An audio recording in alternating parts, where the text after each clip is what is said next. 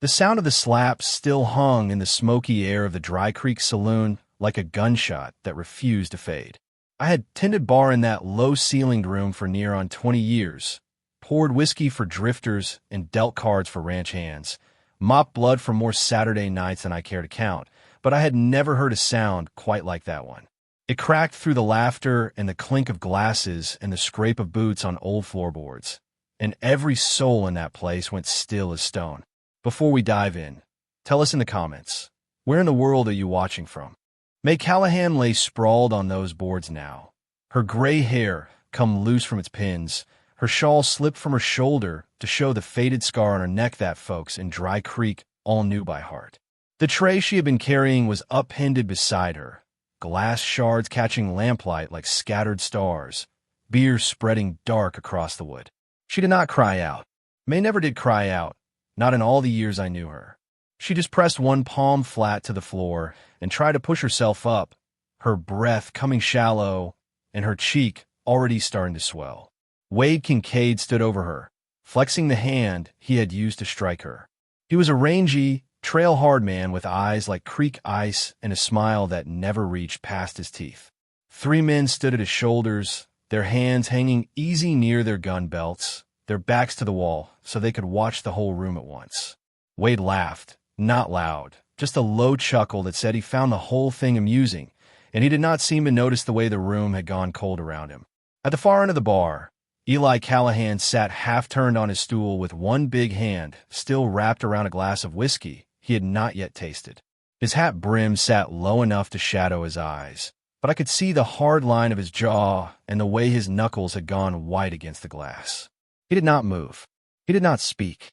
But the air around him felt like the moment before lightning strikes close enough to raise the hair on your arms. Wade leaned down and nudged Mae's shoulder with the toe of his boot, casual as a man testing whether a dog might bite. "Clumsy old thing," he said, still smiling. "Ought to watch where you're walking." Someone at the corner table, old Hewitt, who ran the dry goods store, whispered something too low for Wade to hear, but loud enough for me to catch. "Eli ain't never lost a fight." The words hung there like smoke, stirring a memory I had been trying to forget. Stories told late at night by men who had worked the railroad camps up north talk of a bare-knuckle fighter they called Railroad Eli, who could drop a man twice his size in 3 blows and walk away without a scratch on him. I had never asked Eli about those stories. A man who buries his past that deep does not want it dug up by a curious barkeep. Just moments before Wade had walked in, the saloon had been full of the easy noise of a Friday evening, card games and tall tales, and the clink of coins on felt. Now it felt like a church in the seconds before the sermon is read, every breath held, every eye fixed on the woman on the floor and the man who had put her there. Wade's 3 men spread out slow and deliberate, one drifting toward the front windows, another near the back door, the third taking position where he could see both the bar and street. They moved like wolves working a kill, easy and confident, hands never far from iron. These were not ranch hands or drifters. These were men paid to make other men afraid. Eli set his glass down on the bar with a sound like a hammer tap. The motion was slow, controlled, but I saw the way his shoulders had gone rigid beneath his shirt and the way his breathing had changed. He turned on the stool to face Wade full on, and when he spoke his voice came out flat and low, stripped of everything but the hard truth beneath it. "You planning to apologize? Or are you planning to be carried out?" The words landed heavier than any shout would have. They were not a question. They were a choice being offered, clean and simple, and every man in that room understood the stakes. Wade straightened up from where he had been looming over Mae and turned to look at Eli for the first time. Really look at him. His smile widened. "That's some kind of threat, old man." Eli did not answer right away. He stood up from the stool, and I saw him for what he truly was, not the quiet rancher who mended fences at dawn and helped neighbors haul wagons from the wash, but something older and harder, something that had been sleeping under the surface for 8 long years. He was not as tall as Wade, but he was broader through the chest and shoulders, and he moved with the kind of balance that comes from knowing exactly what your body can do. "No threat," Eli said quietly. "Just telling you how this ends." I edged my hand toward the shotgun I kept under the bar, fingers brushing the worn stock, and I will tell you true. I had no faith that old wood and iron could contain what was coming. There are moments when you feel the world tipping toward violence, when you know that words have run their course, and all that is left is to see who stands when the dust settles. This was one of those moments. Wade glanced at his men, checking their positions, counting his advantages. 6 against 1, if you did not count the old barkeep and the townsfolk too scared to move. He had guns and numbers and the backing of a cattle baron 200 miles away. He had papers with territorial seals and the kind of confidence that comes from never being told no. What he did not have was any idea whose mother he had just laid out on a barroom floor. "Try it," Wade said, his hand drifting toward his pistol. "See how far you get." Eli's jaw tightened, but he held his ground, and the room held its breath. Men once crossed land and law to avoid fighting Mae Callahan, or so the stories went. Tonight, an ignorant stranger had forced his hand, and every soul in that saloon knew we were balanced on a knife's edge with no way back. The power in that room was shifting, slow as a river changing course, but just as sure. Wade thought he held it. The town knew better, but nobody was brave enough yet to move. Let me take you back a week, before the slap that broke everything, before Wade Kincaid rode into Dry Creek with his men and his papers and his hard eyes. Let me show you what we stood to lose. It was the summer of 1887, New Mexico territory, and Dry Creek was the kind of town that grew up around a way station and stayed small mostly out of habit. We had a main street of dust and sun-bleached storefronts, a church with a crooked steeple, a sheriff's office that stayed empty more than not, and Mae Callahan saloon, which served as the heart of what little community we had. Mae ran the kitchen and the rooms upstairs, and her cooking kept more folks fed than the general store ever did. She slipped extra stew to widows, mended shirts for men too proud to ask, and never once asked for a penny more than was fair. Eli owned a patch of land just outside town, stubborn ground that grew thin cattle and dust in equal measure. He kept an aging mare, mended his own fences, and chose hard work over easy money every day of the week. He had come to Dry Creek 8 years before with scarred knuckles, a torn ear, and money he never spoke about, and he had made a vow to his mother that day: no more fighting. No more blood on his hands for sport or wages or pride. I would see him at dawn sometimes, working the fence line with his shirt dark with sweat, or helping Mae hang laundry in the lean afternoon wind that never seemed to stop blowing. The town loved them in the quiet way small towns love people who do right by their neighbors without making a show of it. When old Hewitt's wagon got stuck in the wash after a flash flood, it was Eli who rode out to haul it free. When the widow Peterson took sick, it was Mae who brought soup and sat with her through the worst nights. We were not prosperous and we were not grand, but we had a rough kind of honor and we looked after our own. Then Wade Kincaid rode in with his outfit under the banner of a distant cattle baron, waving papers stamped with territorial seals and talking about old Spanish land grants that gave his employer claim to everything within a day's ride. His men crowded our street on horses too well fed for honest work, their eyes measuring the town the way wolves measure lambs pinned too close to the trees. They looked at Mae's saloon and Eli's ranch with the same flat calculation, and I knew then that trouble had found us whether we wanted it or not. The first meeting was tense but bloodless. Wade mentioned, casual as you please, that small places like ours tended to die or sell when big money rolled through, and it was best to make peace with that fact sooner than later.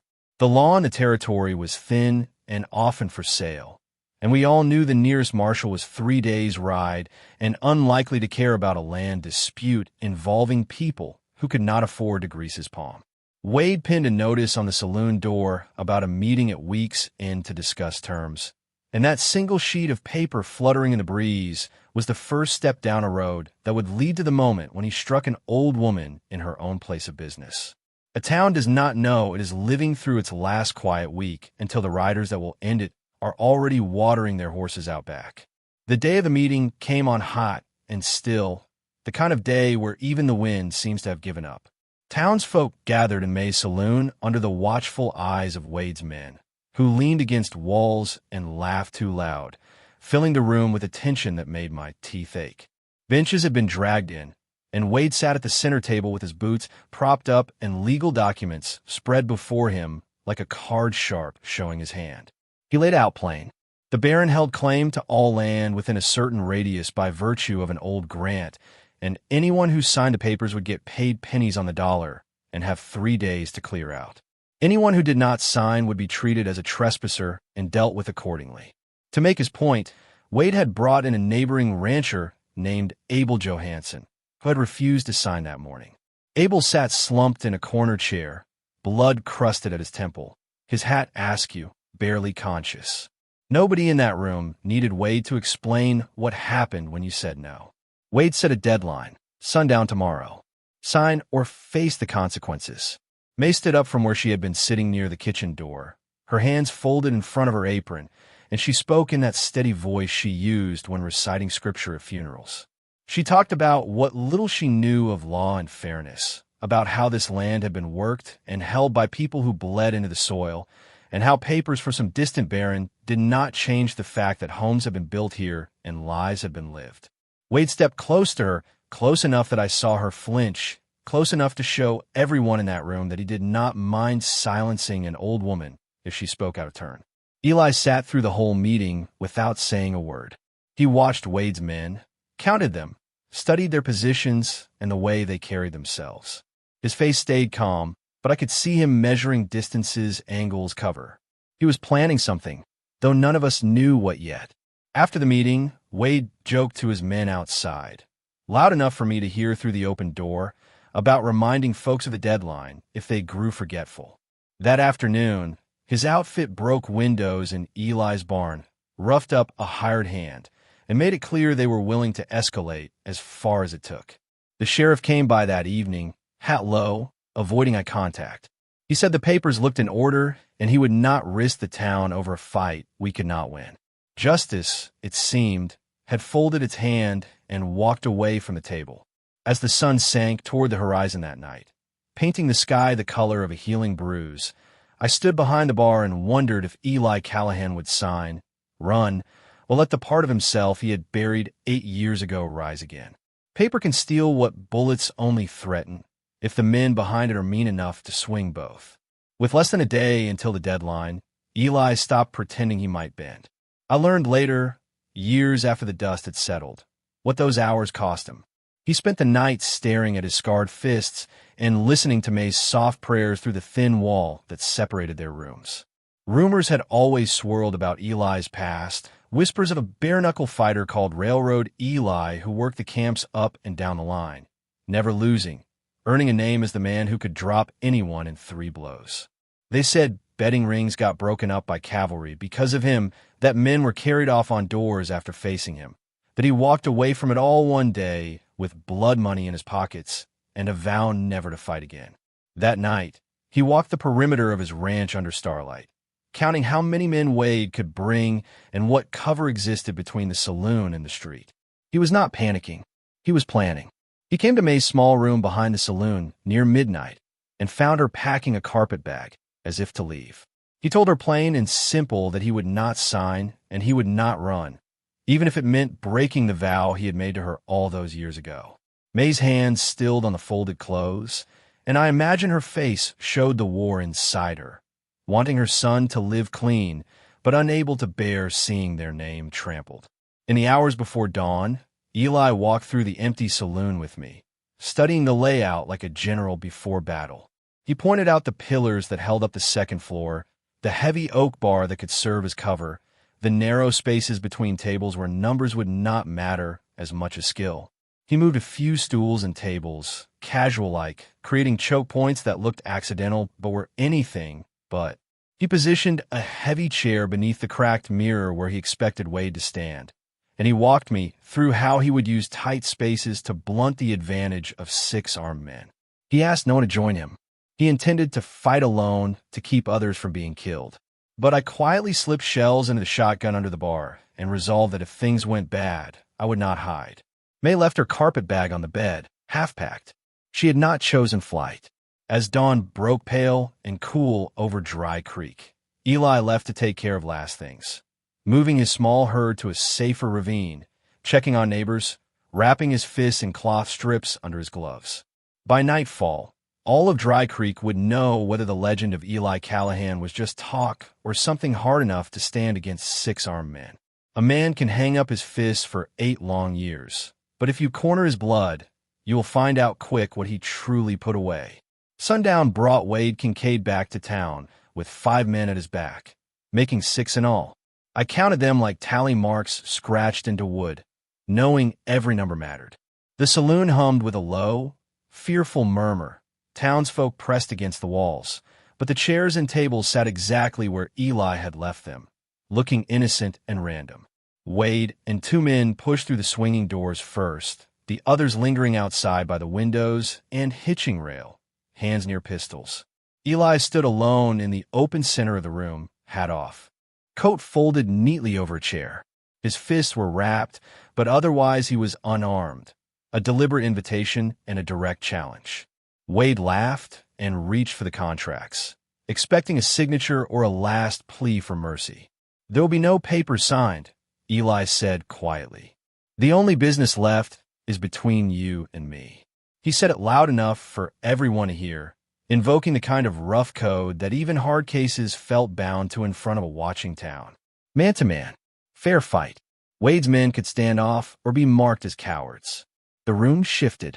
Wade had come thinking he held all power, guns, papers, numbers, but suddenly the attention centered on whether he dared refuse a fight called in public.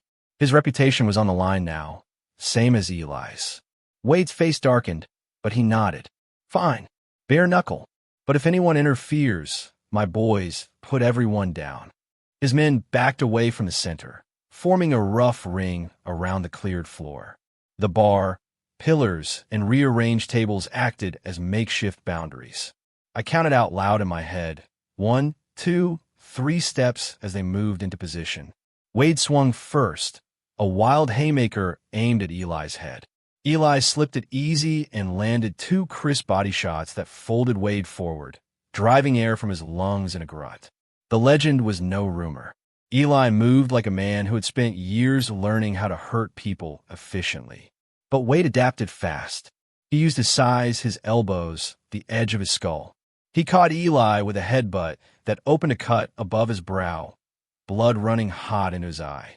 The fight turned dirty, both men grappling and striking, using the bar and pillars as weapons. Wade slammed Eli against the oak counter hard enough to crack ribs, leaving Eli gasping and slower. One of Wade's men grew impatient and kicked a chair into Eli's legs, trying to trip him. The careful balance flipped toward chaos. Townsfolk shouted. My shotgun roared from behind the bar, blasting the chair to splinters and freezing everyone in place. "Man to man was the deal," I said, my voice shaking but the barrel steady. "Anyone else moves, I drop them." The men outside drew their pistols, but the saloon's tight layout turned guns into liabilities. One fired through the window at Eli, but Eli jerked Wade into the line of fire, and the bullet caught one of Wade's own men in the arm instead. Chaos bloomed. Smoke filled the room. Glass shattered. Eli used it all. He drove Wade toward the heavy chair beneath the cracked mirror, using feints and body blows to tire the bigger man. Wade's strength began to ebb, his swings growing wilder, his breathing ragged. But he still had enough left to grab Eli and hurl him against the bar one more time, and I heard ribs crack like dry kindling. Eli sagged, barely standing, blood in his eyes and pain written across his face. But when Wade charged for the finish, Eli let him come. At the last second, he sidestepped, grabbed Wade's shirt, and used the man's own momentum to drive him backward over the heavy chair. Wade's head slammed into the oak bar with a sound like a mallet striking wood, and he dropped to the floor, stunned and beaten. A gunshot from outside shattered another window and cut a line across my forearm. I cursed and ducked. Eli, barely able to stand, hauled Wade up by his shirt front and shouted toward the remaining men, "He dies first if you pick up a gun." The men outside saw their leader broken, saw the town backing Eli now, saw that this fight would cost more than they were being paid. They holstered their weapons, dragged Wade out into the street, and muttered about finding easier towns. Eli sagged against the bar, ribs burning, blood in his eyes, chest heaving like a bellows. Wade Kincaid left Dry Creek alive that night, but with a broken face and a broken name. A man like Wade Kincaid thought he owned the room till he met the one man in it who did not care what he owned, only what he had broken. Morning came quiet and strange. The saloon smelled of blood and broken wood more than whiskey. I walked through the damage in early light, splintered chairs, stained floorboards, the cracked mirror now spiderwebbed with fresh lines.